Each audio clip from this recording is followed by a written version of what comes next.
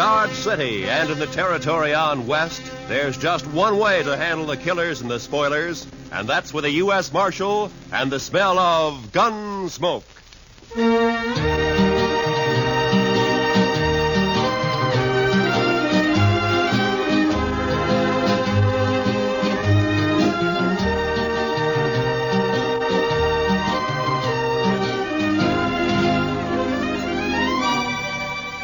Gunsmoke, starring William Conrad. The story of the violence that moved west with young America. The story of a man who moved with it. Matt Dillon, United States Marshal.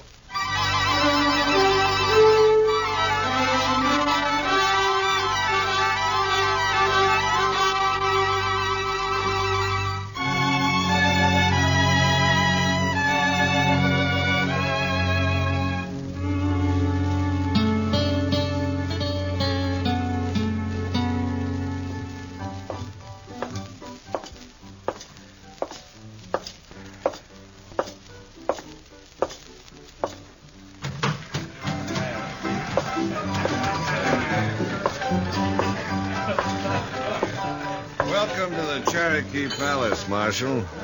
I see you received my complaint. I got it, Mingo. Where's Stanley? Where do you think? Upstairs. Brandy? Naturally. She always does mother him when he's in trouble. Be careful, Marshal. He might be dangerous.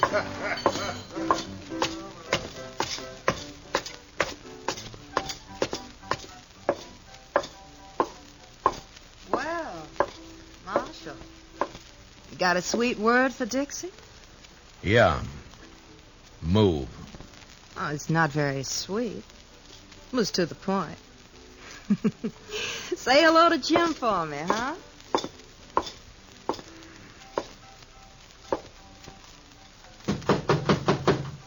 Go away. It's me, Brandy. Matt. Come in, Matt. Join me in a drink? Where is he, Brandy?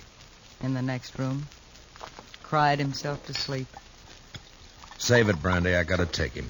Oh, why, Matt?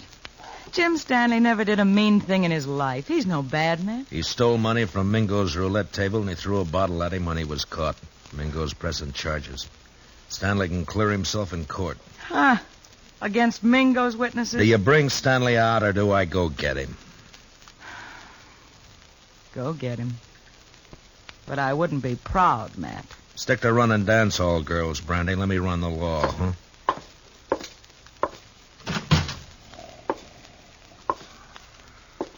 Stanley? Stanley! Oh, it's you, Marshal. I was sleeping. I want you to come with me, Jim. Come with you? Sure, Marshal. You better get up. Come on. Come on. Oh, yeah.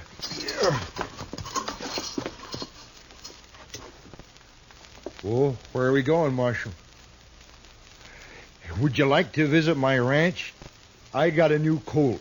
The prettiest little sorrel you ever saw. Jim? What? We're going to jail. Jail? Me, Marshal? Do I have to? Yes, Jim. I've never been in a jail. I'm sorry, Jim. No. I can't go in there.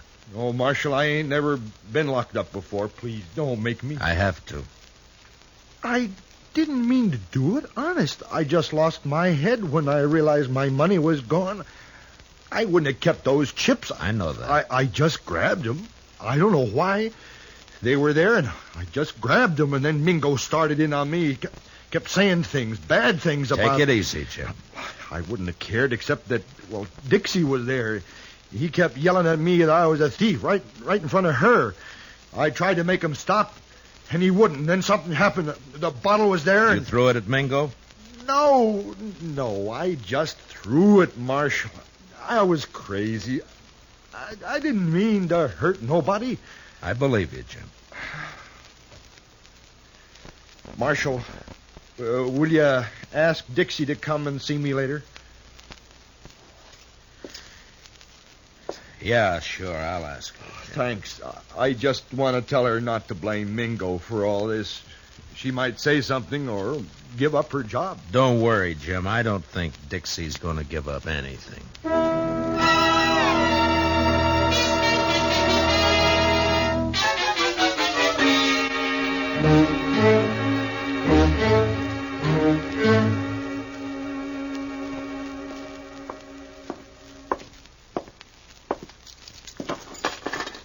He won't eat his dinner, Mr. Dillon. He just sits there staring. Yeah, poor devil. He won't really be convicted, will he? Well, I hope not, Chester. Mingo's the one who ought to be in jail. Look, Chester, this isn't exactly my idea of justice either. A shady gambler against a simple-minded horse rancher. Hello, Marshal. Goodbye, Chester. Oh, goodbye. I'll run along. You stay put, Chester. Oh, now, Marshal, I wanted to be alone with you. I sent for you to come and visit Jim Stanley, and you better be nice to him. Most fellows are tickled pink if I like them. They say I'm pretty. You're pretty enough. That's better. I knew you liked me. I said you were pretty. I didn't say I liked you. Oh, now that's nasty. Would you like to hear what I really think of you? No, don't bother. I get the idea. You're Mingo's girl. When I feel like it. And why do you have to tease a man like Stanley, drive him to drinking and gambling and trouble like he's in now? He's sweet. He thinks I'm beautiful. Yeah. But even men like him wake up. Stick to Mingo.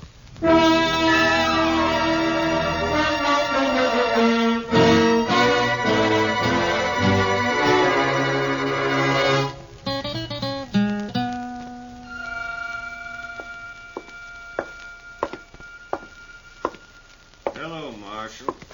Thought I'd drop in and see if your prisoner was all set for trial tomorrow. Mingo, I want you to withdraw those charges. And let that potential murderer go free? No. You got back the chips Stanley took from your table, and his assaulting a man like you is ridiculous. He doesn't even wear a gun. A bottle constitutes a deadly weapon. Look it up, Marshal. Why are you doing this, Mingo? Why pick on a man like Stanley? Let's say I don't like him always slobbering over Dixie. She's private property. For that greedy little vixen, you'd send Stanley to prison knowing that it'll probably crack his mind completely? That's his problem. You don't understand, Mingo. I don't like to see people pushed around. Well, don't cross me, Marshal. I already have.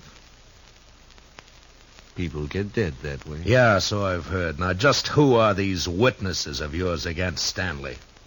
Ned Cole, Saginaw Henry. Both on your payroll? Dixie. Some of the other girls. All working for you, huh? Jim Stanley's as good as convicted, Marshal. There's not a thing you can do about it.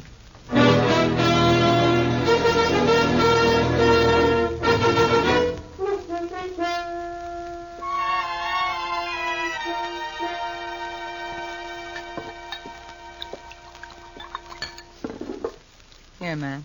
Drink this. Thanks, Brandy. You know, all you need to do is stop fighting yourself, Matt. You're mixed up. That's sure true, Brandy. You know, it's funny when it's something you can fight with your fists and your guns, it's easy, but how do you fight a deal like this? You gotta clear Jim somehow. With those witnesses against him, Jim can't win in court. Technically, he's a criminal. Oh, criminal, my foot. He admits the crimes. The judge will have to sentence him to at least a minimum jail term. We know there are witnesses who can prove he's innocent. Now, a smart man would find a way to make him talk. I've been thinking about it. Well, I'll tell Jim you were asking after him. I think he'd like that. He's Dixie's. I had me a man once, Matt. I traded him for a bottle of brandy. I paid a stiff price for my name. You're not through yet, Brandy. Oh, sure. I play mother to everybody. Take everybody's troubles on my shoulders. Help salve my conscience. Don't ever hurt a person, Matt. You never get through paying for it. Well, I better be going. Where? To try to get some of those witnesses to talk.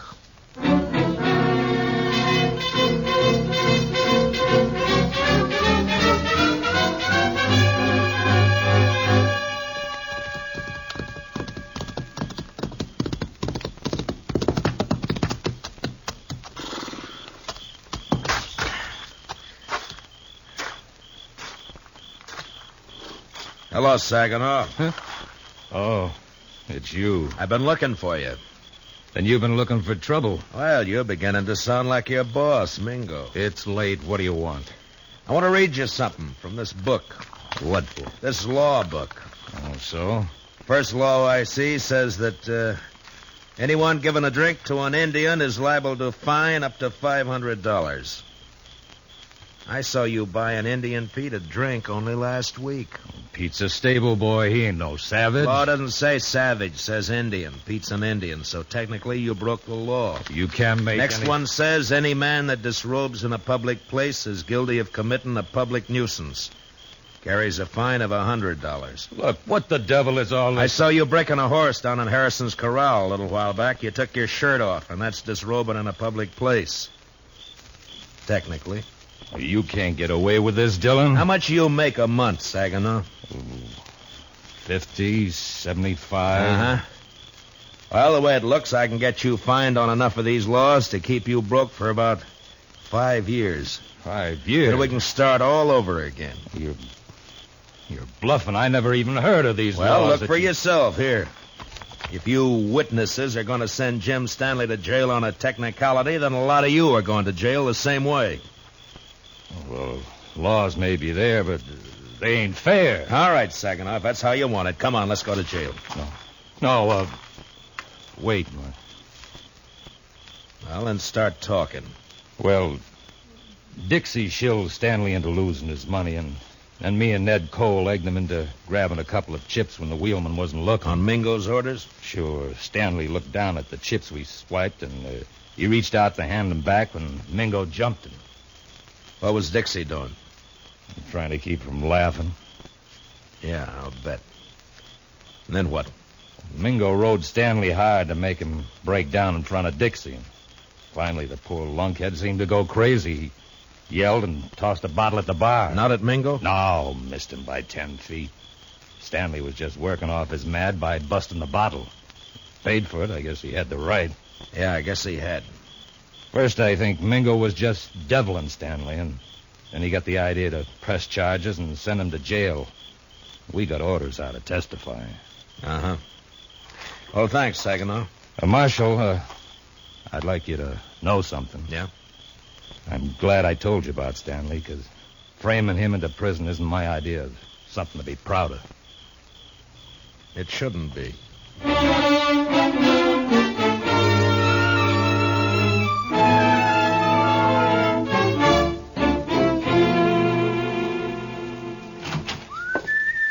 Ah, good evening, Chester. My, what are you so happy about, Mr. Dillon? Everything, Chester, everything. Is it about Jim Stanley? It is about Jim Stanley. He's going to clear himself in court tomorrow. Come on, let's go tell him. Well, gracious, that is good news. He couldn't have taken much more of being locked up. I know. Hey, Jim, wake up. We're going to bring... Jim. Mr. Dillon, he's gone. Both window bars are cut. Yeah. And here's what cut him. A hacksaw blade. And look yonder, there's another. Oh, that fool. Why couldn't he have waited one more day and he'd have been free? Jim Stanley didn't have those hacksaw blades on him, Mr. Dillon. I know. I searched him good. You searched Dixie good? Hmm? Oh, mercy, no, Mr. Dillon. She's a girl. He didn't have any other visitors? No, sir. Mingo's going to be awful mad when he finds out his girl helped Jim Stanley get away. Come on. You going to arrest Dixie, Mr. Dillon? I don't know, Chester. First, I got to find her.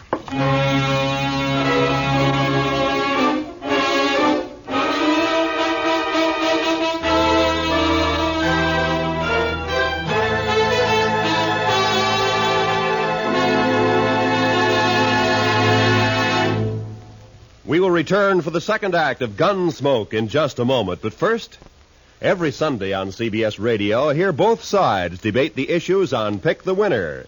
It's a program that brings in the top people from Democratic and Republican camps, standing their ground and delivering their views on the biggest questions of the campaign. Don't miss Pick the Winner, Sundays between now and November, to be fully informed when it comes time to vote. And remember, straight through election time, make CBS Radio your election headquarters. Now, the second act of Gunsmoke.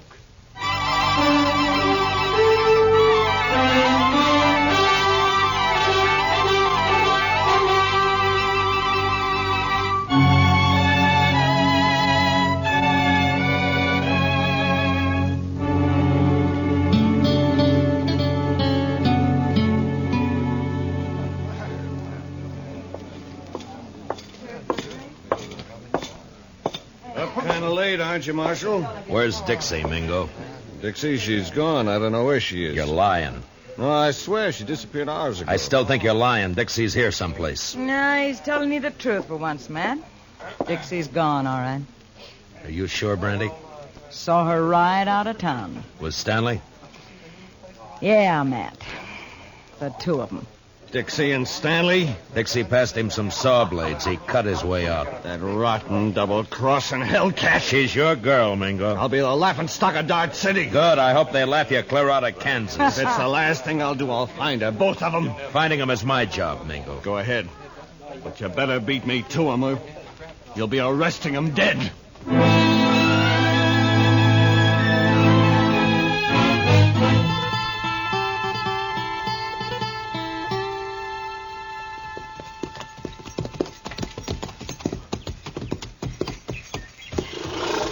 Yeah, they stopped here, all right.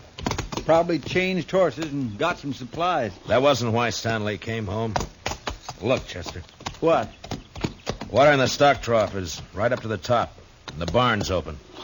Feed pulled out where the stock can reach it. Even scared to death, Jim thought about his animals first. Mr. Dillon, you think Mingo's trailing Stanley and Dixie, too? Perhaps. It's one good reason why we better catch him quick. Come on.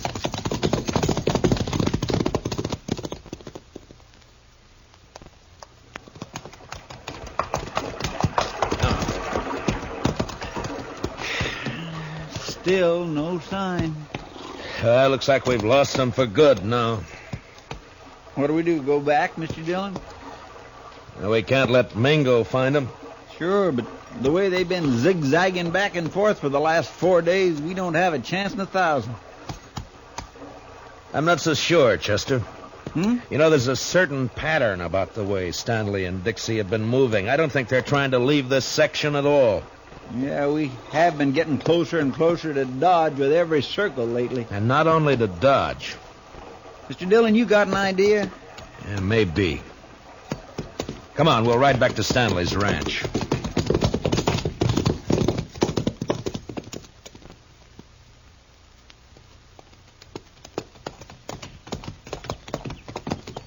You think they came back here? I will soon find out. But from what we saw here before, I'll bet Stanley's not the kind to stay away from his ranch for very long. Hit the dirt, Chester. Behind the trough. Yeah. It's Jim Stanley. There's his horse. Yeah. All right, keep your eyes open. Stanley!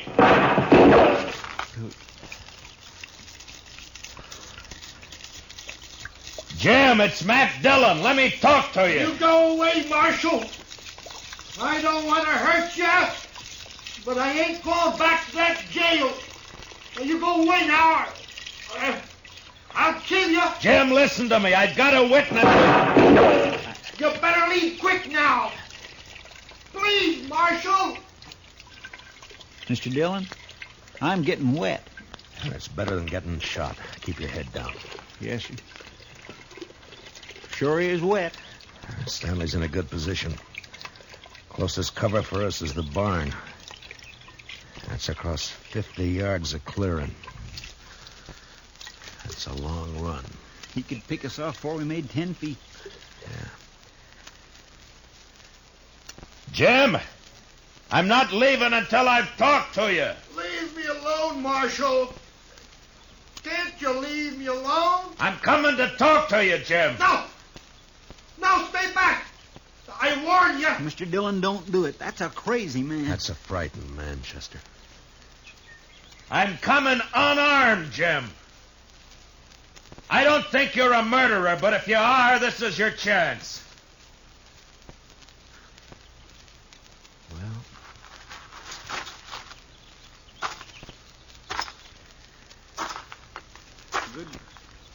Good luck, Mr. Dillon. Mr. Dillon!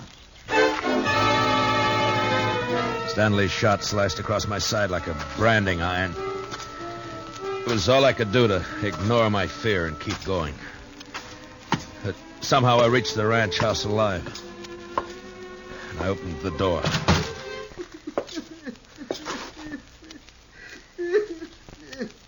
Jim Stanley stood there holding his gun and crying.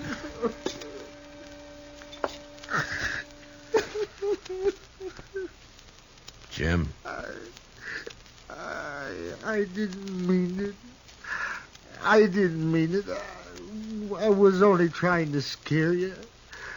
I'm not a killer. I never shot anybody in my life. Honest, Marshal, I can't even shoot a rabbit. I know that, Jim. I'm afraid. I've always been afraid of things. I try to be like other people. It only seems to bring trouble. You can stop being afraid of the law and jail right now. That's all over with. You mean that, Marshal? Really? Really. But I shot you. Did you? I don't recall. Oh, but Mr. Dillon, shot hit your side. Right there. You see it? It's bleeding. Now, Jim, listen to me. You didn't shoot me. Oh? Well, all right, if you say so, Mr. Dillon. I say so. Here, I'll take that rifle. Now, let's go back to town and get this business settled, huh? You've been good to me, Marshal. Forget it, Jim. There is one thing, though. Dixie. Oh, she brought me hacksaw blades. I know that. She said you were going to hang me and that I had to escape. She kept saying it. Uh-huh. She was riding with you. Well, where is she now? Oh, she left me last night. I was glad. I was nearly wild listening to her talk about you and prison. I even swore I'd kill myself before I'd go back to jail. I'm glad you didn't mean it. Oh, I meant it at the time. Oh, I was sure scared. You feel better now? Oh, yeah. Yes, I know. Everything's just going to be fine.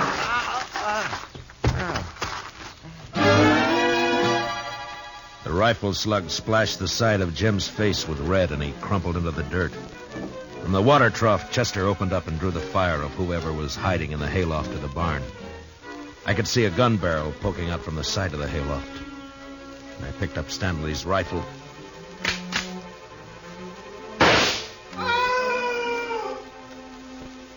Mingo.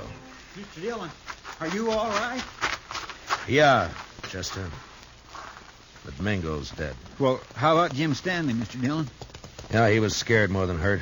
He should come to any minute. Well, my goodness. Oh, this looks like a sure enough war's been happening around here. Where have you been, Dixie? Oh, sure now, Marshal. A girl's got a right to look after her investments. My Mingo and Stanley both dead. Well, now that's a real shame. Hmm? Oh, but Jim Stanley's going to Chester. You said investments. The only investment you've made is prison time for helping Jim escape. Me? Well, how you going to prove anything, Marshal? With Jim dead. But he's the Chester, why don't you go look after the horses? But Mr. Dillon... Yes, sir. It's a right good thing because I'm going to be terribly busy, you know, taking care of poor Jim's ranch and money And, of course, the funeral and everything. Why should all that concern you, Dixie? Because I'm Jim Stanley's widow. What? I married him 3 days ago in this city. It was such a sweet wedding. Yeah, I'm sure it was. And now all I have left are some memories. And, of course, this little old ranch and Jim's money. Dixie, there's something you should know. Hmm? You also got a husband. Have you heard enough, Jim? Enough. Jim! When I saw you fall... You're sure bad, Dixie? Oh, Jim, you mustn't pay no mind to what I said. I was upset. Didn't I come back just to be with you? No good, Dixie. Jim's onto you now. Jim, are you going to let him talk to me like that? He's my friend. And I don't like you now, Dixie. Oh, it's too bad. I'm still your wife.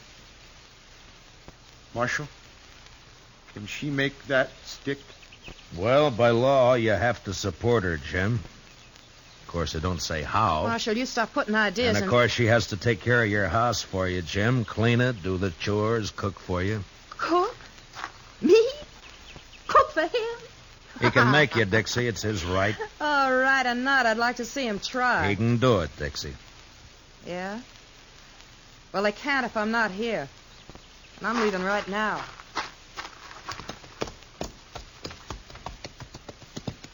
You want to ride into town with us, Jim? No.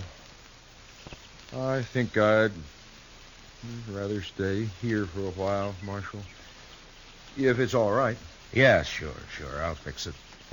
But in a few days, when you feel like it, come in and see me, and we'll help you get that divorce taken care of. Divorce? On grounds of desertion. She just deserted you, remember? Chester and I are your witnesses. Oh. Well, thanks, Marshal. I sure do thank you. So long, Jim. Goodbye, Marshal. Bye. Come on, Chester, let's go. He's had it too rough out here on the frontier, hasn't he, Mr. Dillon? Jim Stanley, I mean. It's addled him, sort of. Yeah, I guess that's it, Chester. Men like him needs looking after. Yeah, we got all kinds out here, Chester. Come on, let's get back to town.